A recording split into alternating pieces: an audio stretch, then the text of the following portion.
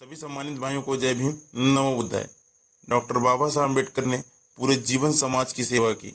उन्हें भारत के सर्वोच्च नागरिक पुरस्कार भारत रत्न से सम्मानित किया गया। बाबा साहब के जीवन से जुड़े कई ऐसे किस्से हैं जिसमें सुखी और सफल जीवन जीने के सूत्र बताए हैं। अगर इन सूत्रों को जीवन में उतार लिया जाए तो हम कई समस्याओं से बच सकते हैं। ऐसी एक कहानी है जब बाबा साहब अमेरिका में पढ़ाई कर रहे थे। विद्यार्थियों को परिश्रम, लगन, साधन के साथ ही लक्ष्य पर और अपनी भाषाओं पर ध्यान देना चाहिए। डॉक्टर बाबा साहब अम्बेडकर जी के छात्र जीवन का किस्सा है। बाबा साहब जब अमेरिका में पढ़ाई कर रहे थे उस समय यूनिवर्सिटी की लाइब्रेरी में सबसे पहले पहुंच जाते थे और लाइब्रेरी बंद होने तक लगातार पढ़ते थे। लाइब्रेरी का एक कर्मचारी हर रोज अम्बेडकर जी को देखा करता था।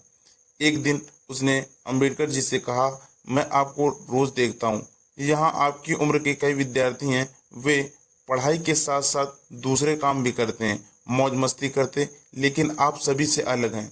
हमेशा सिर्फ पढ़ाई ही क्यों करते हैं? अम्बेडकर जी ने उस कर्मचारी से कहा कि मुझे बहुत पढ़ना है क्योंकि मेरे पास भविष्य के लिए शिक्षा से जुड़ा एक बड़ा लक्ष्य है। मैं केवल अपने लिए पढ़ाई नहीं कर रहा हूँ, भारत में मुझसे जुड़े कई लोग हैं, मुझे उनके लिए वर्तमान शिक्षा से बहुत कुछ करना है।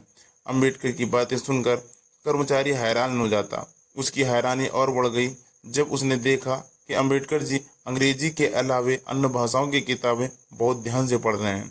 अपनी पढ़ाई के बाद डॉक्टर बाबा साहब अम्बेडकर भारत आ गए और काफ़ी समय के बाद एक दिन लाल बहादुर शास्त्री और उनके बीच संस्कृत में बातचीत हुई, जिसे देखकर लोगों को बहुत आश्चर्य हुआ। अम्बेडकर जी का संस्कृत ज्ञान भी बहुत अच्छा था। इस कहानी में बाबा साहब अम्बेडकर जी ने हमें संदेश दिया है कि विद्यार्थियों को समय का सदुपयोग करना चाहिए। विद्यार्थी जीवन में सिर्फ पढ़ाई लिखाई पर ही ध्यान दें, गलत कार्यों में समय बर्बाद ना करें।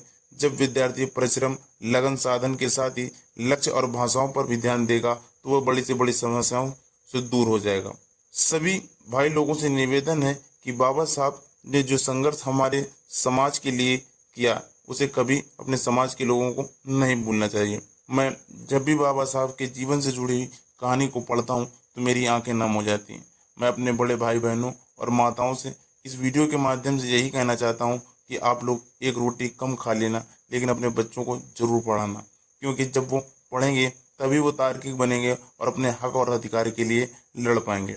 दोस्तों, ये छोटी सी कहानी बाबा साहब के जीवन से जुड़ी आप लोगों को कैसी लगी हमें कमेंट बॉक्स में ज़रूर बताएं। और दोस्तों, अगर चैनल में नए हो तो चैनल को सब्सक्राइब कर लें और बेल आइकन प्रेस कर लें बाबा साहब की जीवन से जुड़ी ऐसी ही कहानी रेगुलर पाने के लिए। तब तक के लिए सभी दोस्तों को जय भीम, नमो बुद्धाय, जय भारत, जय संविधान।